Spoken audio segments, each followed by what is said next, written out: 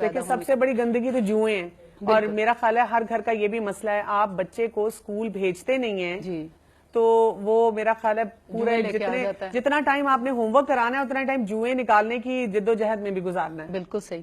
جیسے ہی بچہ اسکول جاتا ہے تو جوؤں کو تحفہ لے کے آتا ہے. اب جوؤں کے علاج کے لیے بھی بہت اچھی رہنمائی موجود ہے. ٹھیک ہے. میں آپ کو بتاؤں کہ جب بھی بچہ ہو یا بڑا اس کے سر میں جوئیں پڑ جائیں، بہت ہی آسان نسخہ ہے.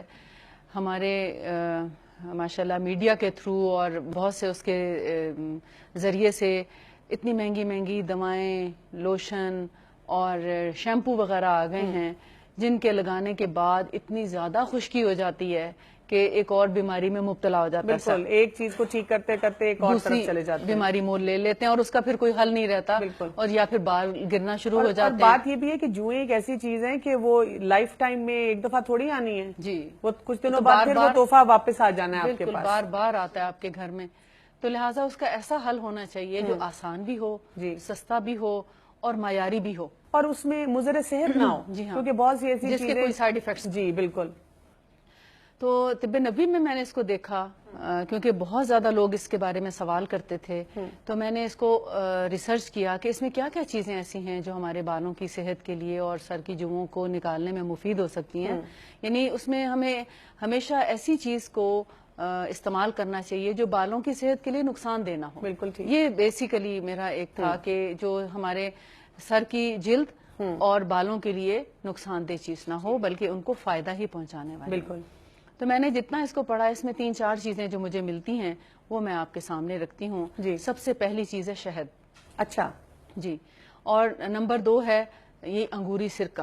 اچھا. جی. اور نمبر 3 ہے کلونجی یا میرا خیال ہے کیبنٹ بنا کے نا جی یہ جتنی چیزیں آپ نے بتائی ہیں یہ تو ہم فرض کے درجے پہ اپنے پاس رکھیں. بالکل. میں تو جب سفر بھی کرتی ہوں تو ان سب کی کچھ نہ کچھ کوانٹٹی کٹ بنا کے ساتھ رکھتی ہوں کہ کوئی اور مریض نظر آ جائے اس کے انسان ہیلپ کر دے، خود کو اگر کوئی ضرورت پڑے تو انسان یوز کرے، کیونکہ یہ ایک ہی چیز سے بے شمار بیماریوں کا علاج کیا جاتا ہے. کمبینیشن کرنا ہے یا ان کو الگ الگ استعمال کرنا ہے؟ جیسے مثال اپنے سر کے بال یا سر کا حجم دیکھتے ہوئے اس کا مقدار آپ نے خود اس کا تعین کرنا ہے. مثال کے طور پر ایک نارمل سر کے لیے 1 ٹیبل سپون اگر شہد ہے تو 1 ٹیبل سپون گریپ وینیگر یا انگوری سرکہ خالص، ٹھیک ہے، ان دونوں کو مکس کریں اور اس کے اندر 1/4 ٹی اسپون یعنی 1/4 حصہ چائے کی چمچ کا کلونجی کا پاؤڈر اچھا وہ اس میں ڈال لیں. ٹھیک ہے.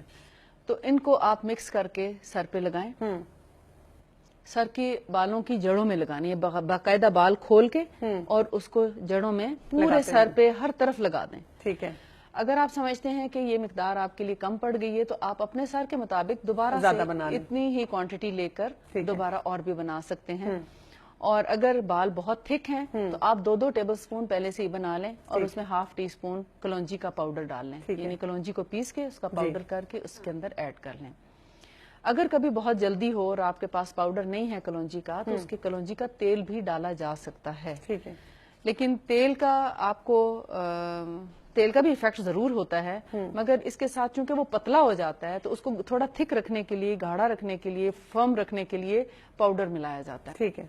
تو وہ اس کو 1 گھنٹہ بھی اگر آپ سر پہ لگا رہنے دیں نہانے سے پہلے اور 1 گھنٹے کے بعد آپ سر دھو لیں، کسی بھی جو آپ روٹین میں اپنا شیمپو یا صابن یا جو بھی چیز سر دھونے کے لیے استعمال کرتے ہیں اس سے آپ دھو لیں تو آپ دیکھیں گے نہ صرف اس کو تھوڑا کور کرنا ضروری ہے، یعنی جب آپ نے 1 گھنٹے کے لیے لگایا تو اس کے اوپر آپ کوئی نہ کوئی کپڑا یا پلاسٹک یا کوئی کیپ جو ہے شاور کیپ ہے مثال کے طور پر وہ پہن لیں تاکہ تھوڑی دیر کے لیے ایئر بلاک ہو اور اس کے اندر کوئی جوں یا کوئی ایسی چیز اس میں نہ رہ سکے. پھر نہاتے وقت آپ کنگھی کر کے یعنی پانی بہاتے ہوئے اس کے اندر باریک کنگھی کریں تو وہ ساری کی ساری جوئیں کیا لیکھیں بھی نکل جائیں گی اور آپ دیکھیں گے بال بہت خوبصورت ہو. شرف میں بڑھ کے ثریا سے مشتاق کس کی کہ ہر شرف ہے اسی درج کا درے مکنوں،